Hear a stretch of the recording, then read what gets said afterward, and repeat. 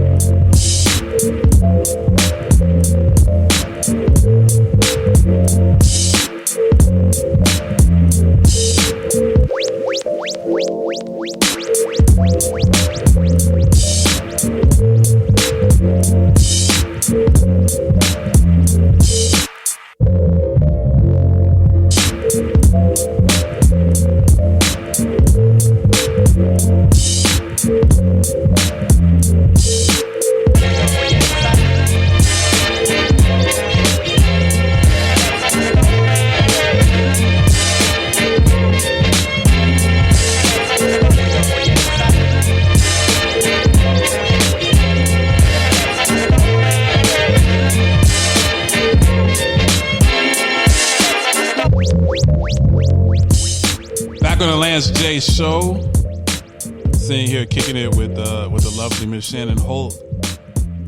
Yeah, you bring a lot to the show. Like you're a rereal dope person. Thank you very much. I appreciate that. That whole Mother Earth thing, I just wasn't ready for that. Like I'm just blown away by all of those things. But I like the vibe though. I like it though. It's cool. Thank you. It's just, I see why people who subscribe to that lifestyle are so popular and so beloved, because it's very infectious for people that are super positive and talk about love and healing. And, me, I've built my brand on being sophomoric and taking pot shots and being sarcastic and being satirical. And you're like the exact opposite of that.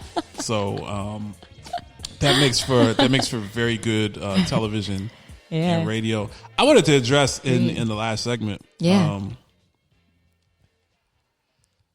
This is a real difficult thing, and you and I both grew up in pretty conservative Christian households. Yeah. And regardless of what we've done as adults, and you learn, you grow. I believe I'm constantly arguing with people that I love that in every other field, psychology, medicine, electronics, construction, every field, they constantly are revisiting things to get better.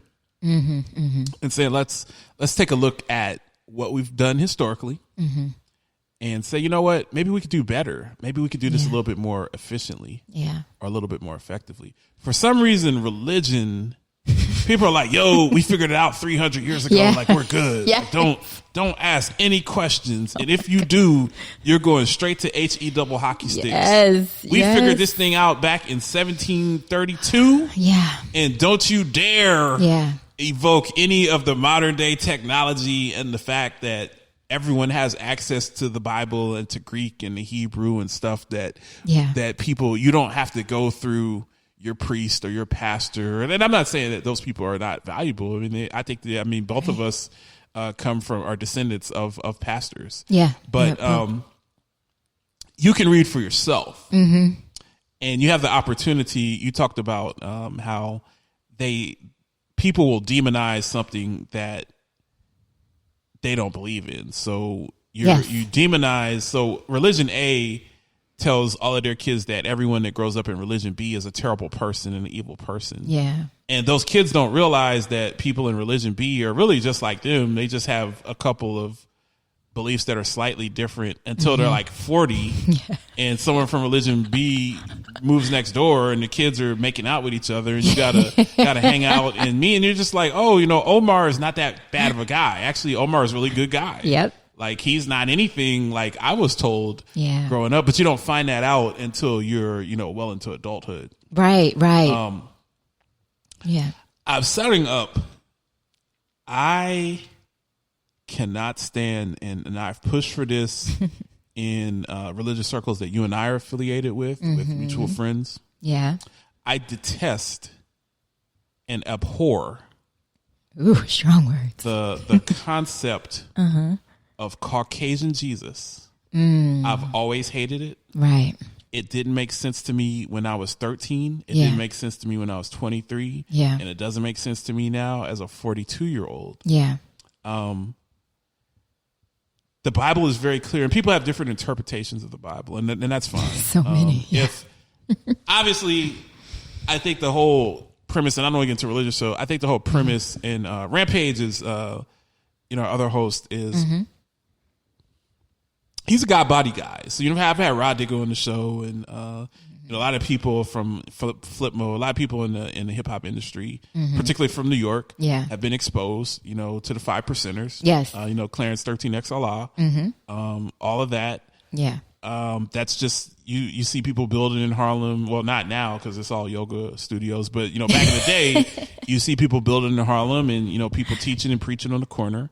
Yeah. And that was New York in the 90s Yeah. and the early 2000s, before gentrification has changed that. Yeah. To me, white Jesus is, I think it's the biggest lie and the biggest falsehood in the history of Earth.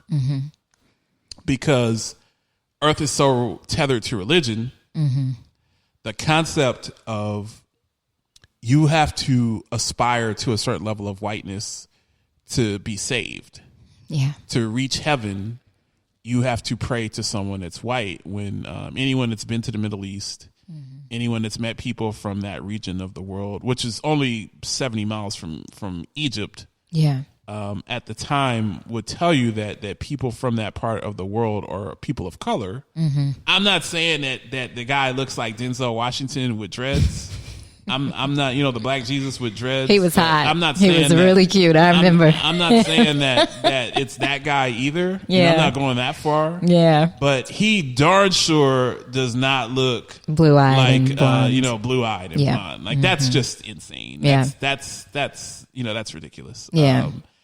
I think that as a person that grew up a Christian and still a proud Christian, that's just one of the symbols, we get in, and you being a model.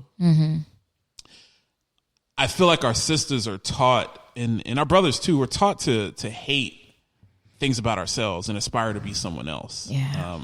When I was in high school with you, I prayed that I would wake up with green eyes. I thought that people that had green eyes were just the coolest guys in the world. And I was like, if I had green eyes, I would get all the girls. Right. I just would be unstoppable. If I had green eyes. Right. And I was able to procure a pair of green eye contacts. And I put them in. I need a picture. I need to see that. This is the point. I put them in, and I'm not going to name names. Someone who really cared about me. Oh, thank God. Someone who really cared about me. Yeah. That's not with us anymore. Oh, Someone that really cared about me. Oh, he was a sweetheart. Pulled me aside and just was like, "Yo, No. you my man, but you shouldn't do that. Like that's not a good idea." It's just like that's just not how in the way that only he could say it. Right. God rest his soul. Yeah. That's just not how you was, and basically said, you look like a tool.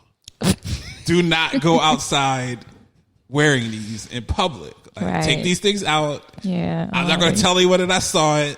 Like me and you are never going to talk about it again. And we're just going to keep it pushing. Like, let's go play some ball. Let's go to the camp and let's kick it. So the picture never happened because, they were the disposable ones.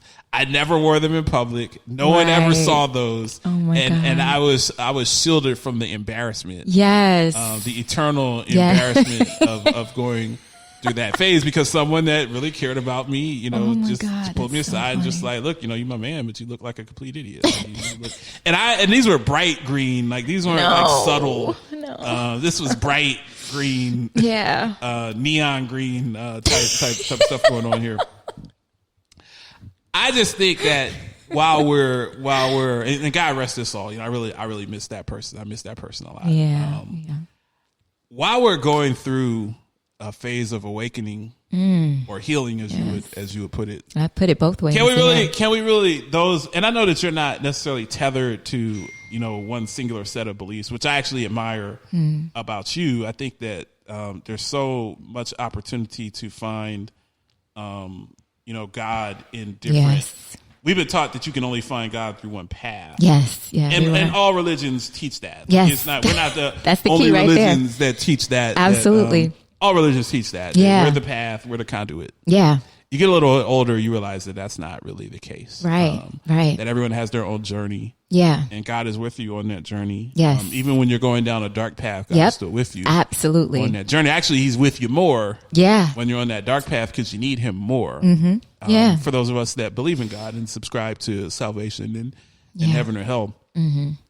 But and for those who don't. As we're going, as we're going through this process, Shannon, I think that really... and now I'm kind of speaking, more. This isn't a church show, but we grew up with a lot of people, and we went to school with a lot of people who were pastors and a part of the community. And I think the pastors and our parents are pastors. It's part of being a community leader. Mm-hmm. But how can you, as a black man,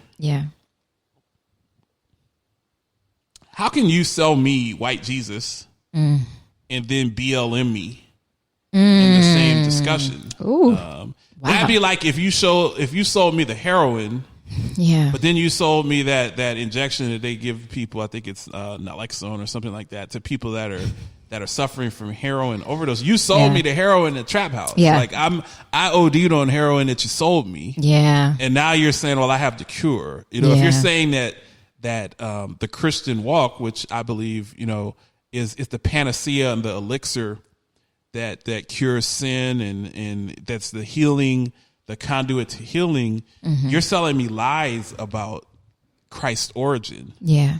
And you're making me grow up with a complex, in our denomination, which I don't really talk about. But if you remember the little pamphlets and stuff growing up, which I'm sure your house was flooded with. I was a Revelation seminars master. I could teach a Revelation seminar. I have all of the numbers memorized and all of that stuff. Wow. I didn't see one single black person. Nope. Never. Even on the Peanuts, they had one black person back then. Yeah. They had the one black person in the corner. I didn't see any black people on any of those pamphlets. So even as a 10-year-old, I'm like, will there be black people in heaven? Yeah. Because they darn sure aren't going to be in heaven on any of the books that I read growing up. Why do you think we are so reticent about truly establishing or deestablishing the hierarchy in promoting Christ's image as he's depicted in the Bible? Why do we use this false perpetuation of his image, which in my opinion is one of the centerpieces of white supremacy? Mm-hmm. Why do we cling to that as black people? Yeah. Why do we accept that? Because see, I've seen a lot of other people go the other way. They get mad at white Jesus, so then they hate Jesus. Mm-hmm. But you shouldn't hate Jesus because that's not, the white Jesus isn't true. So you left something that may or may not have enhanced your life over something that's not true. Because you're angry at the whole concept of racism because white Jesus has been used as a symbol to step on your throat for the last 400 years. But the true Jesus is not as depicted. And in my opinion is someone of love, someone of salvation, someone of peace. But why don't we strongly reject that? Because the black community is very church oriented. Why have we not revolted there where we've revolted everywhere else? Oh, there's so much to unpack there. Wow. I'm the king of the 10-minute question. Seriously, I don't know where to begin with that, but I'm going to just start. And I think that it really, really, really starts with 3 words: programming, very much related, conditioning, and fear. the very thing that we have been taught about God and Christ and Bible and what religion means and salvation is very much rooted in fear. The fear of not going to hell is what creates this this inability really to question. Paralyzed. Yeah. We're afraid to question because then we're going to have to question other things. And we're not ready for that. I'm saying we as a body, but I've been questioning this stuff for years. But people are not really ready to ask these hard questions. Why is it, why is there such a huge discrepancy between how old the earth is in the Bible versus how old the earth is scientifically? We're not ready to ask these questions. So we're not going to start with asking why Jesus has been depicted as white. I think it really starts there. It's a lot of religion, and you can see this. So you're saying the whole concept of man's origin is the issue? That it's deeper than just the depiction of Christ. I'm saying the whole concept of religions in general, got it. Yeah, are rooted in fear. Well, I don't disagree with that. I think that the older that I've gotten, I've kind of unchained myself from some of the religious practices.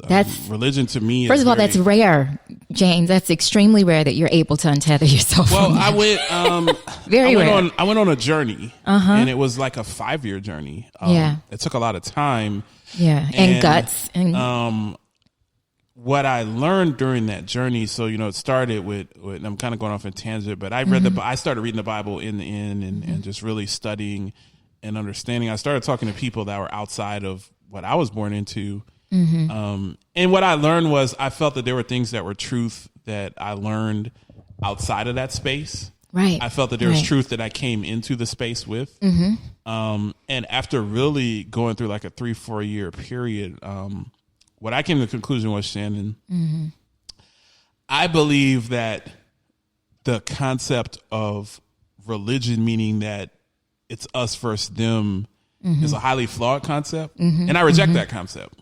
I reject the brand name. So you could call yourself a Lutheran or, a Branch Davidian or a 5%er or, whatever you want to call yourself. Yeah. I don't believe in that. Now, do I belong to a specific group? Yes. Is that a part of my culture and part of my DNA? Yes. And do I support that group?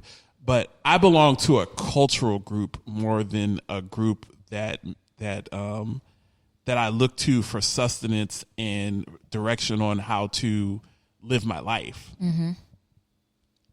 I think that there are people that have truth of all different sorts of groups and cultures and creeds. And I'm very impressed by people that live those lifestyles and really search for truth and are constantly growing and evolving. Yeah. So any group, regardless of their name brand, if you tell me that you figured it all out in 1844, then I'm just not going to mess with you. Do you think that religion 200 years ago in general promote that? I think they all do. I think that we were taught that our religion that we grew up in, specifically touches on some stuff, but I've studied more religions and it's for the most part the same in denominational groups. I think that denominational groups are the antithesis of what Christ portrayed.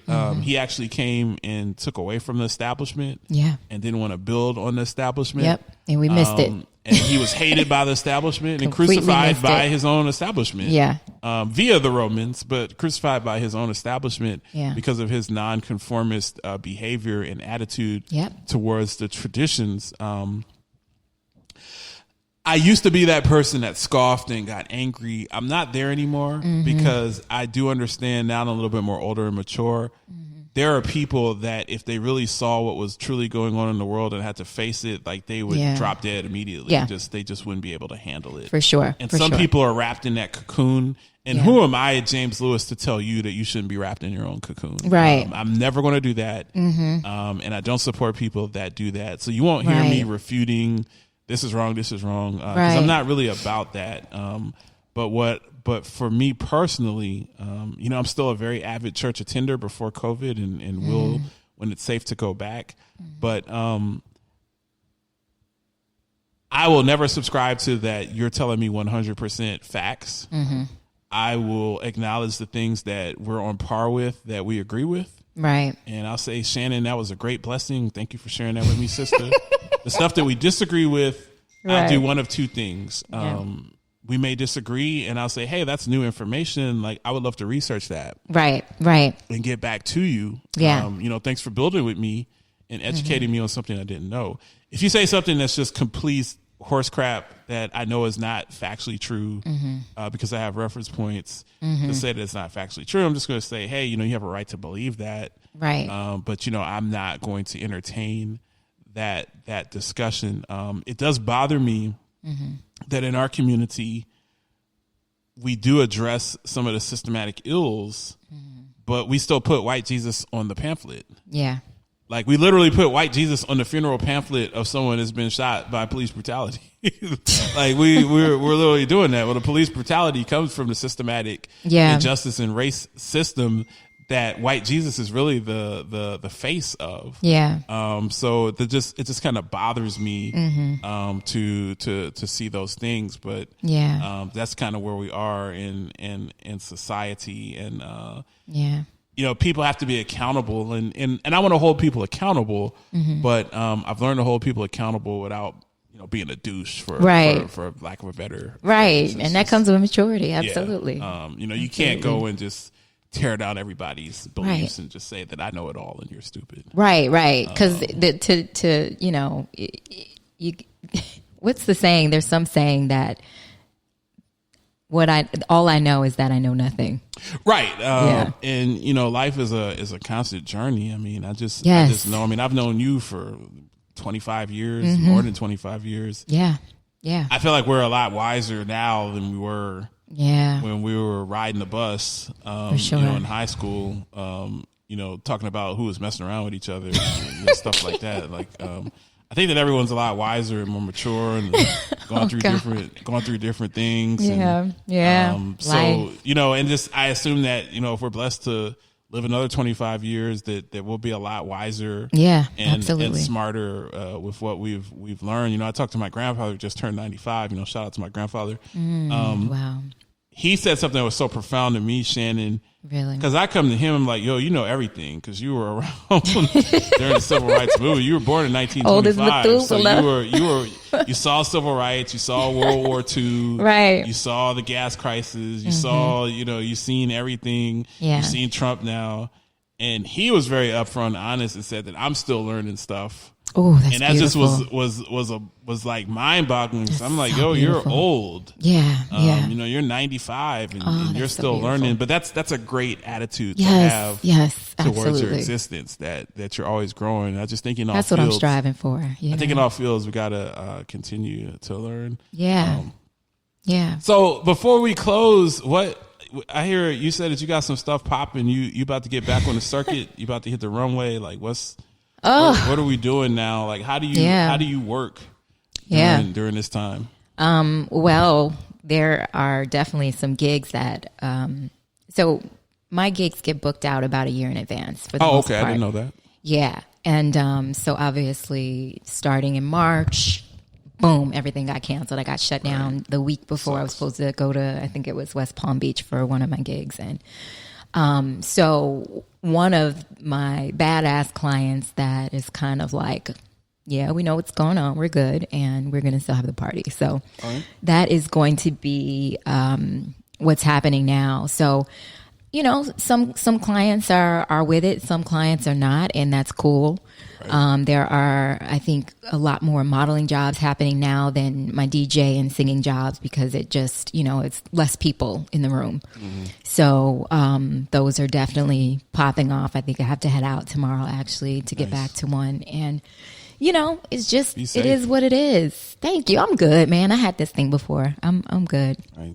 And, but yeah, it is what it is. And, I think a lot of people are reevaluating their careers during this time. And I think that's a beautiful place to be. Well, stick with me, Shannon. I'm gonna make you a millionaire. Oh, you're probably already a millionaire, but I'll make you another millionaire. You gonna help me get past that 1 mil threshold? I'm just kidding. This Lance J show, we do some big things. I'm telling you. I love it. Paragon 7 Studios.